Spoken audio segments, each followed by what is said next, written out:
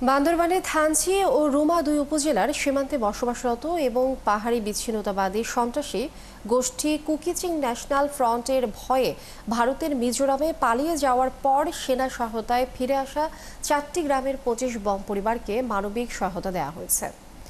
রুমা উপজেলা সীমান্তে বাকুলায় বম পাড়া প্রাঙ্গণ ও সিংতলাপি পাড়া প্রাঙ্গণে পৃথকভাবে এই সহায়তা বম পরিবারের হাতে তুলে দেওয়া হয়। সেনাবাহিনীর প্রতি পরিবারকে 50 কেজি চাল সহ মোট 75 কেজির 6টি খাদ্যপণ্য বিতরণ করে। এছাড়া পরিবারগুলোকে বিনামূল্যের ওষুধ ও চিকিৎসা সেবা দেওয়া হয়েছে। 2021-22 সালে 13টি গ্রাম থেকে ভারতে মিজোরাম ও দেশের বিভিন্ন জায়গায় সাধারণ বম জনগোষ্ঠী প্রায় 446 পরিবারের 3000 লোক পালিয়ে যায়। 2023 সালে সেনা সহায়তা 1.5 শতাধিক পরিবার ফিরে আসেন।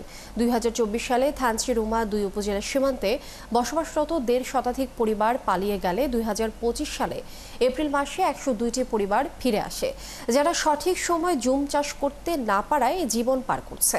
বিষয়টি সেনাবাহিনী নজরে এলে গত জুন মাসের 77 পরিবারকে সহায়তা দেওয়া হয়। বাকি 25 পরিবারকে এবার সহায়তা দেন বাকলাই পাড়া সেনার সাবজোন ক্যাম্প অধিনায়ক মেজর জোবায়ের।